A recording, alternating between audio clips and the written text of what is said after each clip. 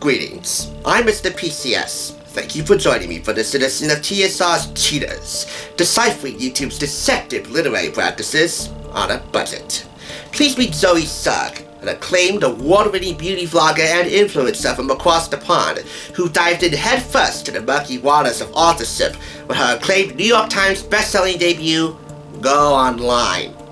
On the surface, it looks like a handwritten labor of love. Or is it? Inquisitive about the unfaithful practice of utilizing ghostwriters to do most of the hard labor, TSR's Cheaters investigates and reviews what's really clicking with Go Online. Zoe Sugg, age 31, YouTuber name Zoella, an English lifestyle influencer who's been accused of passing the buck to create a book that packs more bang for its buck, at least to a worldwide fan base. Little girl, I was one of those children that always had their nose in a book. I absolutely love reading, still do, but it was something I was really passionate about. And as I was so passionate about reading and writing, in 2009 I started my very own blog. I then went on to do YouTube videos, and somehow that then led me on to being able to write my very own novel. I think one of my main goals when writing Girl Online was that I wanted to incorporate a lot of the different trials and tribulations that teenagers go through, which I get to read about online through my blog or through YouTube or many other of my social media platforms. And it was important for me to tackle those issues in the book because as a teenager myself, things like that would have really helped me. And so I've got things like anxiety, which obviously I can relate to and I have discussed in my videos previously. We've got boys, we've got friend fallouts, we've got school life, and there's a lot of different things in there that I felt would be really vital to the characters and to the storyline in order to reassure a lot of teens out there that these things are normal and a lot of people do go through them. The book starts with Penny, who lives in Brighton and writes an anonymous blog, who then takes a trip to New York with her best friend Elliot and meets a guy called Noah. Now, Noah has a very big secret which threatens to kind of shake everything up a bit, but that's all I can say for now. I'd love to tell you more, but there's no point because you have to go out and buy the book to read it. But I really hope you enjoy it. I have put my heart and soul into this book, so I really hope that you enjoy it. Go out and buy it and let me know what you think.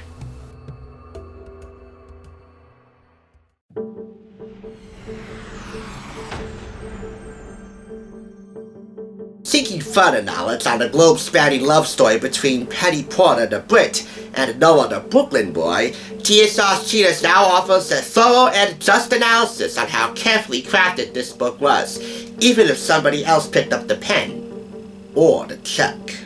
Before I begin my proper review, I have to say I was a little hesitant in purchasing this book because I didn't want it to be one of those predictable, saccharine, boy meets girl online romances that are now all the rage these days, especially when it comes to YouTubers authoring their own work. Or not. But I bought it anyway because, hey, 50% off the price of $5.99? I can live with that. And out of a retail price of $17.99 in the US and $21.99 in Canada, well, you really can't argue with that either. Plus, this came with a hand-drawn illustration of the sun and the moon meeting together, which is kind of neat. My ex-girlfriend actually drew me something once, and I had to turn it over to the school social worker because, well, we were forbidden from talking to each other inside the building. Anyway, the framing devices that you'll find throughout this whole book, the framing devices that tie the whole thing together, the MacGuffins, if you will, are indeed the blog posts from Penny Porter herself, aka Go Online. I want to show you 3 of them. Blog post, type December 15th. Help! Hey guys, thanks so much for all of your lovely comments about my picks from Snooper's Paradise. I'm glad you love its quirkiness as much as I do. This is a blog post that deals with how to cope with stress attacks.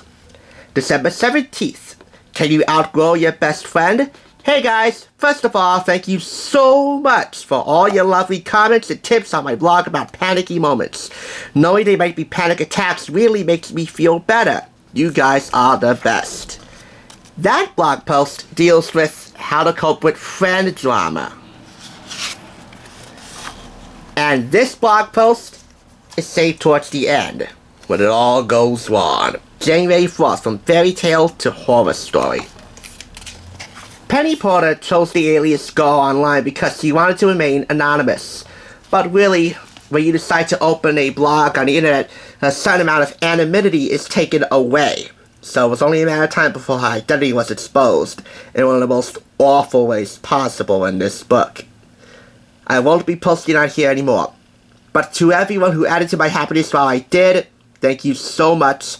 I'll never forget you. Penny Porter, aka Go Online. Kiss, kiss, kiss.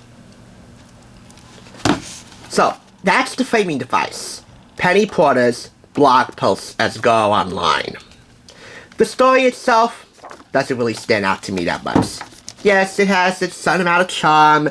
I mean, an English teen spends Christmas in New York in preparation for a holiday wedding, and then falls in love with the American guitar strumming wannabe rock star boyfriend. And the ending is, well, kind of anticlimactic. But hey, good try, whoever wrote this. By the way, ages 12 and up? Yeah. Why don't we soon start marketing books like this as ages 8 and up? Because we're never too young to fall in love, whether it's a long-distance relationship or otherwise. Now, I have to ask you, if you're an author, is the practice of hiring a ghostwriter to do your own work cheating? In that case, then really, I don't know who wrote this book. But whoever did gets awarded 4 out of 5 claps, I'm sorry. I would give this 3.5 because, well, it is kind of dishonest to hire a ghostwriter and then discredit the ghostwriter for him or her, and in this case a her, doing most of the hard labor. But because Zoe and Go Online shares a fair amount of love for her fans, I will forgive Zoe and the ghostwriter and award this 4 out of 5 claps. Zoe, you get extra kudos for dedicating this book to your loyal fans, your subscribers, your viewers. Your support means the absolute world to me. There are no words to express just how much I love every single one of you. Without you, this book would not be in your hand. While this may not be a real home run, I gotta tell you, Sugg, you have the potential to become a real slugger in the literary world. And for all intents and purposes, you've proven yourself to be just that, as I'll explain momentarily. Because this book, while kind of predictable, is definitely charming and definitely fun. But I say, it's near crackerjack.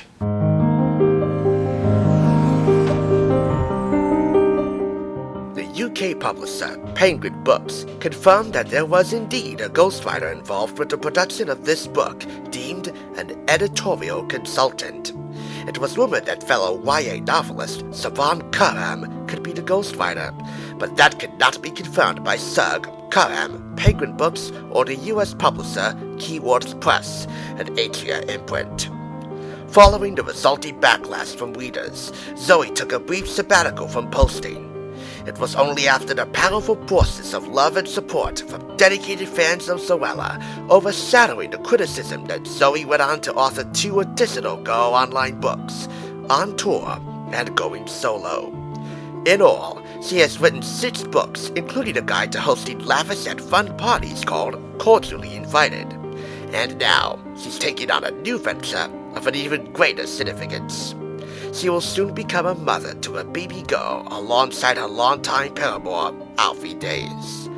TSR sets high hopes for the family to be, and for them to never again take the most dishonorable position in all of the literary world, the Ghost Writer Whisperer.